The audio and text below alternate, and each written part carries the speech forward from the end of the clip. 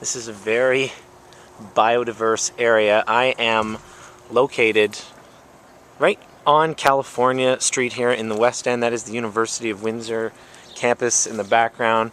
And over the fence we've got the cranes that are hard at work on Wyandotte Street. I'm here with Chris Reid. Chris, what's your title here at the university? I work in the School of Social Work as a field learning specialist, so I help link students up with field placements in the community. Well, right now, tell me what are we standing in? This is a pretty huge space. This is much larger than I expected it to be. This is a community garden. It belongs to who? Well, essentially, it was a vision of Reid at the university. She's a sessional teacher in women's studies. She had the idea for a community garden and negotiated with the university to use this space. So about a year and a half ago, this was 3 empty lots. So your connection with the crane over there is a fitting start point, because this had been all heavy machinery, fill. There was nothing here at all.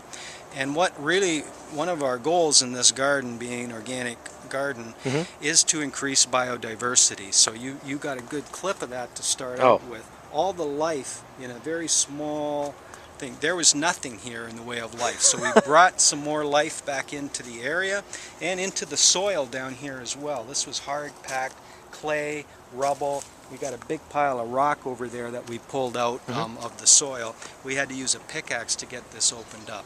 But what we've done in that is brought life back into the soil. Now the worms are in there, things are taken off. They're doing the work for us. All these insects you see in here, they help control pests in the garden. Those are parasitic wasps that you zoomed in on.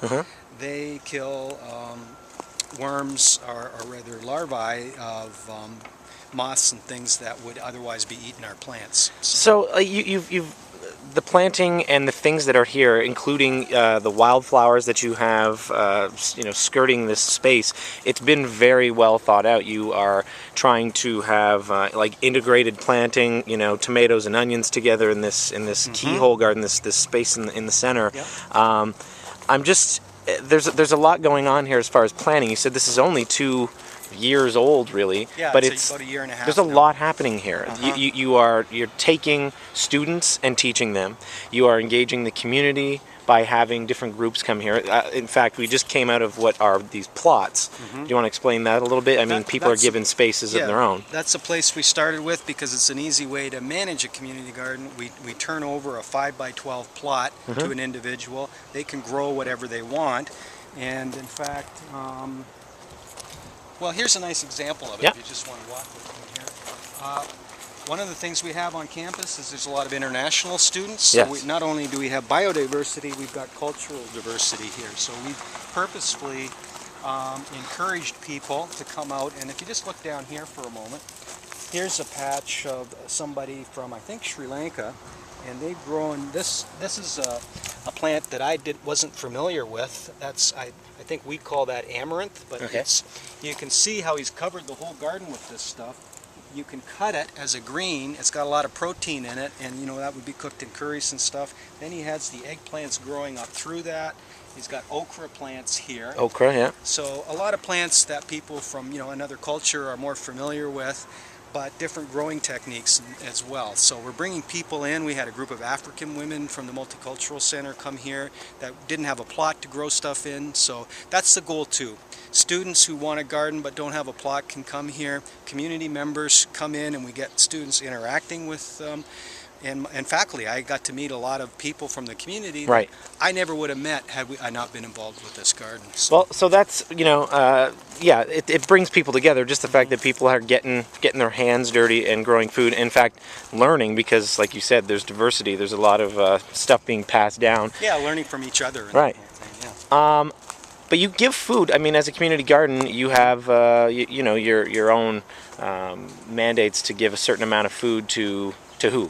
And what have you been giving? Well, in the allotment garden, we look at people, you grow your own food, but we ask you to donate 10 to 20% of your produce when we do food distribution days. So we'll announce it, we'll say, look, we're going to give to this organization today, and we have your permission to harvest some of your produce.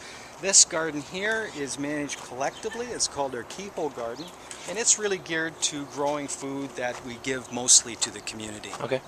All right, so...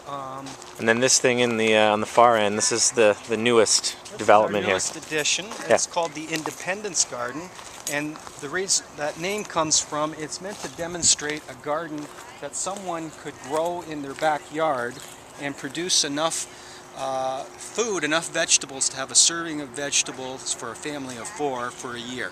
That's sort of the goal. So it's meant to be highly productive, and you'll see... Highly productive, I guess, You see, we've got the initial rows dedicated to the greens, and we'll have a lot of lettuce come on at once. And what that's good, because when we go to, say, the downtown mission to donate food, we bring 3 heads of lettuce. That's not going to cut it. We need to bring a whole bunch at one time for people to make use of it. So far this year, I think we've harvested about... We try and keep track of it by poundage. I took probably 6 pounds of lettuce down to Drulard Place for distribution in their food bank. We've taken... So this food is going to food banks. This is feeding people in the community. Yeah, this garden is designed, like 80% of it is meant to be highly productive, so we're actually getting food out to people that need it in the community. But also the goal that we get people in here so they can grow their own food, so it's not just the charity part. That we want to get them involved and show them you can grow your own food as a poverty reduction strategy, or just because you enjoy doing that. Anyhow, so the Welcome Center, the Women's Welcome Center over here is just in the neighborhood. Yep.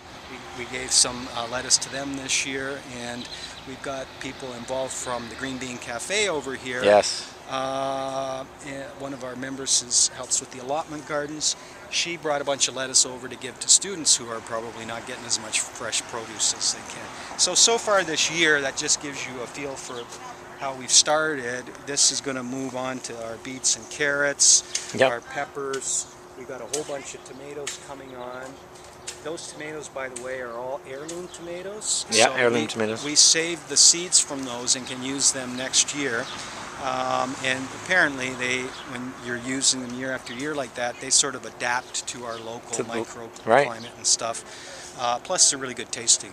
And if you look here, we've got like Black Russian, Yellow Pear, Nebraska Wedding, Green Zebra. We got all kinds of different varieties in here. So we're going to taste test, and we'll see what's the ones that we really want to keep growing. I got to ask you quickly to finish. Actually, is Pathway to Potential is benefiting from Festival Epicure this year, and that's why I'm here. Is that they've basically devoted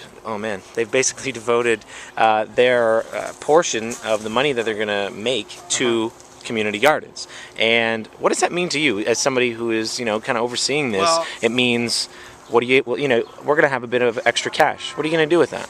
Well, we're going to have some cash. Yeah. Because we don't have any cash at the moment. That's amazing. Yeah, so no, this makes a big difference. It really does make a big difference, and we had to. Okay, this lumber had to come from somewhere this year for the raised bed. Yep. The screws to put that together. We had to construct, even though we got the pallets for free, and we do a lot of scrounging for resources. The nails cost a lot. We had to get big spikes. That costs money. We've got all our tools in there. Again, we've scrounged, but this was really tough soil. We've broken tools. Yes. We don't have money to replace them. Another thing we do to get food out to the community is prepare in these 5-gallon pails, gardens in a pail, so we can get them out to people like at 920 Alette that want to grow something on their balcony. There's a tomato, a flower, and an herb.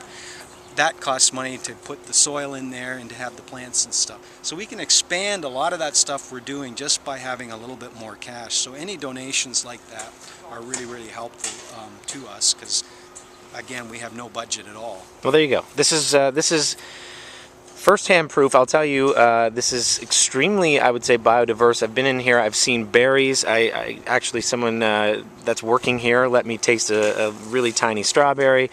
I've seen wasps, butterflies, robins. It's lady beetle. That's one we like.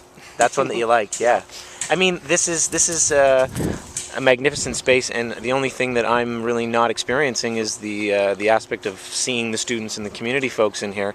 This is an important thing that you're supporting by supporting Festival Epicure, and again by supporting Pathway to Potential. Thanks very much. Again, this is Chris Reid. You see him around? Give him some seeds or Thank you. Offer him some help. You can come out here. Festival Epicure if you want to. This is great. Thank you very much. Thank you. It's just beautiful here. This is amazing. Yeah, I think.